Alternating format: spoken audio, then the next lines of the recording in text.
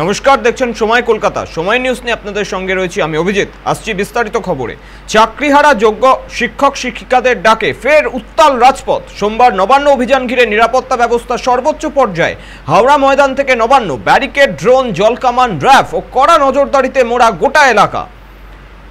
এই মুহূর্তে বিস্তারিত আপডেট নেব, আমাদের প্রতিনিধি অর্পণ সিংহ রয়েছে। অর্পণ, প্রথমেই যে প্রশ্নটি তোমার কাছে রাখবো, নবান্ন অভিযান ঘিরে এই মুহূর্তে কি ছবি, প্রশাসন কতটা প্রস্তুত?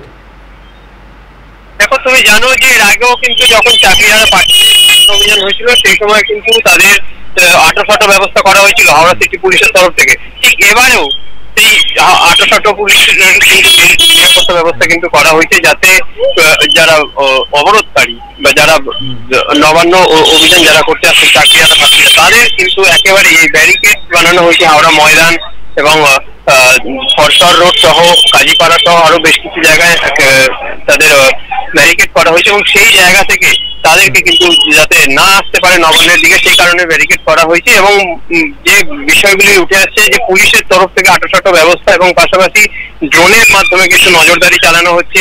এমনকি ব্যারাকপুর কমিশনারের থেকে কিন্তু পুলিশ আধিকারিকরা তারা এসছেন এবং কমব্যাট ফোর্স এবং জল কামান বিভিন্ন ভাবে কিন্তু পুলিশি আটোসাটো ব্যবস্থা কিন্তু মুড়ে ফেলা হয়েছে। তবে তিনটি জায়গায় কিন্তু ইতিমধ্যে ব্যারিকেড করা হয়েছে, যেটা জানা যাচ্ছে যে ফরসর রোড এবং হাওড়া ময়দান এবং কাজীপাড়ার কাছে কিন্তু ব্যারিকেড করা হয়েছে, এমনটা কিন্তু জানা যাচ্ছে। তবে বাধা যারা করবেন পুলিশ আধিকারিকরা, তারা কিন্তু একেবারেই পুরো প্রস্তুত এবং শেষ মুহূর্তে কিন্তু প্রস্তুতি বলা যেতেই পারে। অর্পণ, নবান্ন অভিযানকারীদের তরফে বিশেষ কোনো বার্তা সামনে এসছে, কি জানতে পারছো? দেখো, তাদের কোনো এই মুহূর্তে যে বার্তা তারা কিন্তু একেবারেই স্পষ্ট জানিয়ে দিচ্ছেন আজ তারা নবান্ন অভিযান করছেন এবং কোন রাস্তা থেকে আসছেন সেটা কিন্তু একেবারে কিন্তু স্পষ্ট এখনো পর্যন্ত নয়। তবে তুমি জানো যে নবান্ন যেতে গেলে হাওড়া থেকে, অর্থাৎ হাওড়ার কাছে তারা জমায়েত করছেন। দুটি রাস্তা হয়, এক হচ্ছে ফরসর রোড, দুই হচ্ছে হাওড়া ময়দান। তাই হাওড়া ময়দানেও কিন্তু পুলিশের তরফ থেকে কিন্তু ওই ব্যারিকেড করা হয়েছে, লোহার বড় বড় ব্যারিকেড করা হয়েছে এবং অপরদিকে ফরসর রোডেতেও কিন্তু করে রাখা হয়েছে। অর্থাৎ দুটি রাস্তা, এবার কোন রাস্তা থেকে আসবে সেটা কিন্তু এখনো পর্যন্ত কিন্তু তারা জানাচ্ছেন না এবং পুলিশের তরফ থেকে কিন্তু সেই মধ্যে দুটি জায়গায় কিন্তু একেবারেই কড়া নিরাপত্তা ব্যবস্থা করা হয়েছে। অর্পণ, সপ্তাহের প্রথম দিন এমনিতেই অফিসের চাপ থাকে, এই মুহূর্তে যান চলাচলের কি ছবি?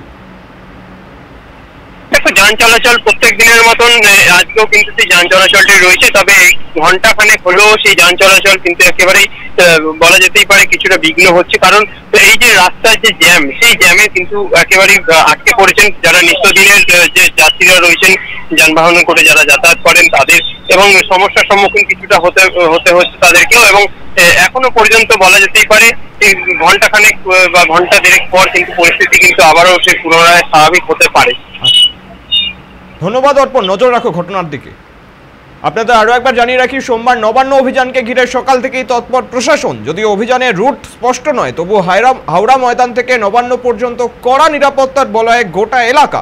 একাধিক জায়গায় লোহার ব্যারিকেড বসানো হয়েছে, এমনকি ফোরশো রোডে রাস্তা কেটে ঢালাই করে তৈরি হয়েছে স্থায়ী ব্যারিকেড। এর জেরে শুরু সকালেই যানজটে নাকাল সাধারণ মানুষ। আন্দোলনকারীদের দাবি যোগ্য অযোগ্য তালিকা প্রকাশ করতে হবে এবং রিভিউ পিটিশনের মাধ্যমে চাকরি ফিরিয়ে দিতে হবে।